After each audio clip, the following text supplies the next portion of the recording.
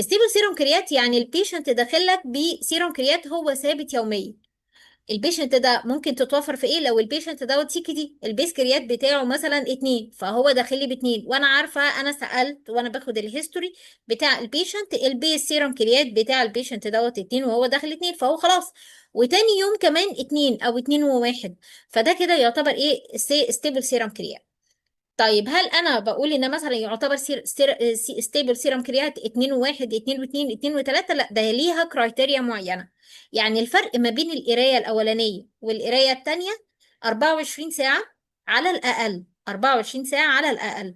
ويكون الفرق ما بين القرايتين 3 من 10 بوزيتيف اور ماينس. طيب يعني ايه؟ يعني البيشنت مثلا داخل لي النهارده بسيرم كريات 2، والبيس سيروم كريات بتاعه خلاص 2، انا برضو بتابع بكره. ما هو ممكن يكون البيشنت ده يكون سي كي دي ويدخل في حاله اي كي اي سي كي دي، اي كي اي انتو في كرونيك اي سي كي دي. طيب انا تابعته تاني يوم 2.1 من 10. طيب تاني يوم اهو اتوفر الشرط الاولاني اللي هو يكون اقل حاجه خالص الفرق ما بين القرايه والقرايه التانيه 24 ساعه. طيب ادي كده توفر 24 ساعة. وخلي بالك ان هو القراية بتاعت تاني يوم ان المعامل اتسحبت في نفس الميعاد بتاع اليوم اللي قبله. يعني ايه؟ يعني اول يوم دخل مثلا الساعة 12 الظهر واتسحب له معامل، خلاص تاني يوم برضو اتسحب له معامل 12 الظهر، يبقى دي كده توفرت الشرط الاولاني اللي هو 24 ساعة. طيب ليه انا بقول الكلام ده؟ لان ممكن يكون بيشنت يدخل الطوارئ وبعد كده يتحول للاي سي يو، يتسحب له معامل في الطوارئ مثلا 6 مساء، ويدخل الاي سي يو بعدها ب6 ساعات او بعدها ب 12 ساعه يتسحب له مزارع معامل تاني. فده كده ما يعتبرش ان هو حقق الشرط اللي هو 24 ساعه. يبقى الفرق ما بين القرايه الاولانيه والقرايه التانيه 24 ساعه، بلس كمان ان هو يكون بوزيتيف اور ماينس 3 من 10. يعني ايه؟ يعني البيشنت السيرم كريات بتاعه اول يوم 2، تاني يوم لقيته 2 و4، اكتر من 3 من 10 الفرق، خلاص يبقى ده شرط. او يا اما هو كان 2 وبعد كده قل ليه مثلا 1 و7 أو 1 و6، خلاص يبقى فرق ما بين القراية والقراية التانية 3 من 10، أكبر من أو يساوي 3 من 10 بالزيادة أو بالنقصان. مش بزيادة، مش بزيادة بس. يبقى الستيبل سيروم كريات، يبقى أنا عندي السيروم كريات 1 بين كل القرايات، سواء كان هو سي كي دي او هو خلاص دخل مثلا بكونديشن معينه وخلاص البيشنت دوت بقى السيروم كريات بتاعه بقى ستيبل. ولكن الانستيبل سيروم كريات لازم يتوفر الشرطين، اقل حاجه ما بين القرايه الاولى والقرايه الثانيه 24 ساعه، والفرق ما بين القرايتين اكبر من او يساوي 3 من 10 بزياده، او اقل من من او يساوي 3 من 10 بالنقصان. تعالوا كده بقى ان احنا نشتغل الشغل ده كله كده عملي، ونقول الاكزامبل الاول في الحالة اللي معانا. ميل بيشنت 65 سنة، الويت بتاعه 80 كيلو والهايت 170 سنتيمتر. وخلي بالكم ان انا دايما ان انا بقول ايه؟ سنتيمتر او كيلو جرام. تمام، بيبقى لازم الوحدة ان انا اكون معرفة. البيشنت ده سي كي دي، والسيرم كريات بتاعه هو 3 والبيس بتاعه 3، فهو ستيبل سيرم كريات، وعلى ميرونم 1 جرام، 1 جرام كل 8. الستيبل سيرم كريات على طول ان انا هعمل الكريات كليرنس او هحسب الكريات كليرنس من الكوكروفت. والكوكروفت ان انا عادي بعتمد على الميد كالك، كلين كالك، جلوبال ار بي اتش، ولكن انا بختار المعادله بتاعه اللي هي ايه؟ كوكروفت. في معادلات كتير بالنسبه لحساب الكريات كليرنس، ولكن المعتمده في الدوز ادجستمنت لتعديل الجرعات هي الكوكروفت. ولكن الكوكروفت بستخدمها في حاله الايه؟ الستيبل سيرم كريات. ولكن في المعادلات التانية هتلاقيها ان انا ما بتدخلش فيها الدوز ادجستمنت، وما بتكونش ما بتكونش دقيقة. يعني احنا عندنا مثلا معادلات اللي هي الام دي ار دي، اللي هي الموديفيكيشن اوف دايت ان رينال ديزيز، ديت ما بتعتمدش على الوزن، وما مش دقيقة ان انا بستخدم فيها، مش الافضل ليه تعديل الجرعات، فدي مش معانا. في حاجة برضو تانية سي كي دي اي بي اي equations epidemiology، ولكن دي برضو مش الافضل ان انا بستخدمها في تحديد الجرعات. هي بس ميزتها ان لو البيشنت مثلا الجي اف ار بتاعه يكون اقرب للنورمال، فانا ممكن ان انا استخدمها، ولكن دي مش معايا في الدوز ادجستمنت. ومعانا برضو اللي هي الجيريف ايكويشن، دي بقى اللي احنا هنشوفها في حالة الانستيبل سيرم كريات. يبقى انا معايا ستيبل سيرم كريات كوكروفت من الميد كالك، ده هتبقى اسرع حاجه، او يا اما من الكلين كالك اونلاين، او يا اما الجلوبال ار بي اتش برضو اونلاين. بس على طول خليك ان انت تكون فاميليار بيها. ايدك ستيبل سيرم كريات، يبقى انا هروح على الميد كالك على طول. طيب الان ستيبل سيرم كريات، يبقى احنا هندخل على الجلوبال ار بي اتش عشان احسبه على الايكويشن بتاعه اللي هي الايه الجيلف ايكويشن ديت في حاله الايه الانستيبل سيرم كريات. طيب تعالوا بقى نحسب الاكزامبل ده ونشوفه كده ايه عمليا، عمليا ازاي.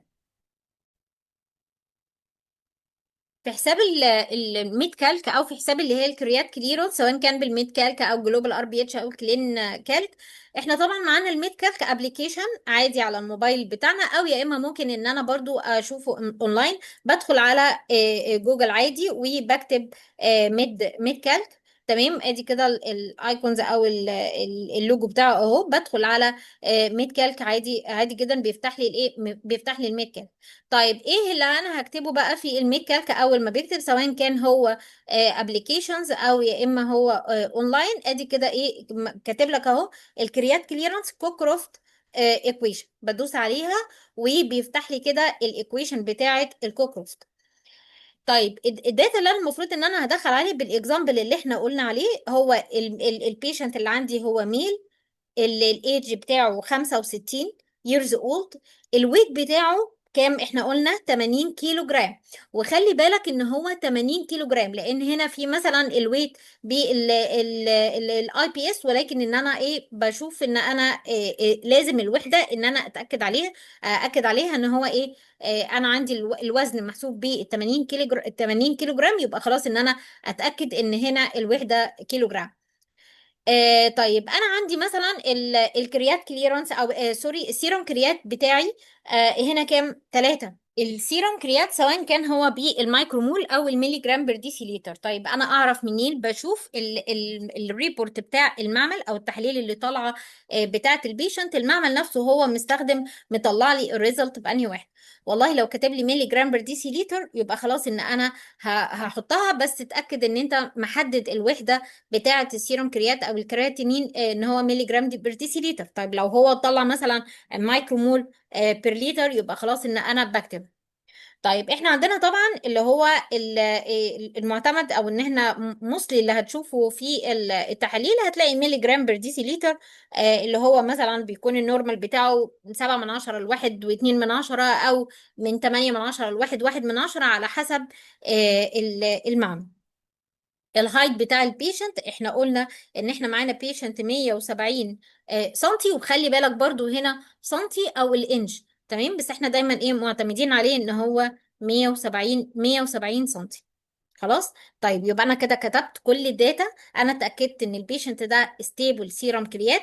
تمام، القرايه والقرايه التانيه بينها 24 ساعه، فالقرايه ثابته، مفيش فروقات اكتر من او يساوي 3 من 10 ما بين اي قرايتين. يبقى انا كده عادي معايا ستيبل سيرم كريات من الميد كالك عادي. بدخل احط الداتا بتاعه البيشنت، ونخلي بالنا من الوحده ان هي تكون متعلمه صح. لان فرق لو نسيت انك كتبت مثلا سيروم كريات 3 وهو هنا معلم مثلا مايكرو مول بير لتر، لا هتديك ايه، هتديك قرايه تانية خالص. انا بعد ما دخلت كل الداتا بتاعه البيشنت على الميد كالك، وبعد ما اتاكدت ان هو ستيبل سيروم كريات، خلاص بقول له بقى ايه كالكوليت، هيطلع لي القرايات زي ما هي ايه واضحه كده. في كتير بيتلخبط يجي يقول الميد كالك مطلع لي كذا قرايه، طب انا امشي على انهي قرايه؟ اول حاجه مطلع 28 مللي بير مينيت. امتى ان انا استخدم القرايه دي؟ لو البيشنت الويت بتاعه خلاص ايديال، او البيشنت مثلا ولا هو اوفر ويت، ولا لا هو النورمال نورمال ويت. طيب يعني ايه نورمال؟ لو انا حسبت له البادي ماس اندكس اقل من كام؟ اقل من 25. يبقى انا وانا بعمل كوليكشن للداتا كده في الاول، وبقول ان انا بكتب ان الويت بتاع البيشنت 80 كيلو مع 170 سنتي، اوتوماتيك كده برضو من الميد كالك بدخل احسب اقول البادي ماس اندكس، وبشوف البادي ماس اندكس بتاع البيشنت ده كام، علشان بعد كده ان هو يسهل عليا. احنا في الحاله اللي زي كده ان احنا على 65 سنه، 80 كيلو، 170 سنتي، لما حسبنا البادي ماس اندكس في الميد كالك طلع 27 و7 و7 من 10. طيب 27 ده اكتر من 25، يبقى البيشنت ده ايه؟ ده يبقى اوفر ويت. تمام. طيب اوفر ويت ديت يبقى انا هاخد بالقرايه اللي هي 25 ملي بير مينيت كريات كليرنس للاوفر ويت، على حسب الايه يوزنج الادجستد بادي ويت، لان في الاوفر ويت بيحسب بقى الادجستد بادي ويت وبيعمل الكالكوليشن على على اساسها. يبقى انا في الاول اتاكدت من وانا بشوف الكيلو جرام والهايت في الاول بحسب البادي ماس اندكس من الميد كالك برضو. بكتب بدخل الويت، بكتب فوق في السيرش بادي ماس اندكس. تمام. لو احنا برضو ان احنا نعملها هنا برضو قدامكم، بكتب عادي خالص بادي ماس اندكس و سيرش، هيطلع لي البادي ماس اندكس كالكوليت. ادي كده البيشنت اللي عندي 80 كيلو بالسنتي 170. تمام. هيطلع لي كام البادي ماس اندكس؟ 27 و7. خلاص، يبقى انا هاخد بالقرايه الثانيه اللي هو كام؟ 25 ملي بير مينت. يبقى انا البيشنت ده في الكيس دي الكريات كليرانس بتاعي 25 ملي بير مينت. يبقى انا بدخل بقى على المونوجراف بتاع الدراج، وبشوف الدوز ادجستمنت بتاعه الميرونم في حاله الكريات كليرانس 25 ملي يبقى كام، وبحط الدوز بتاعتي بمنتهى البساطه. نشوف بقى الدوز بتاعة الميرونوم اللي احنا كنا مستخدمينها اصلا 1 جرام كل 8. عند الكريات كليرانس كام؟ من 10 الى اقل من او يساوي ال 25. يبقى احنا في الكاتيجوري ده، الكاتيجوري ده. واليوجوال دوز 1 جرام كل 8، يبقى احنا معانا الدوز 500 كل 12.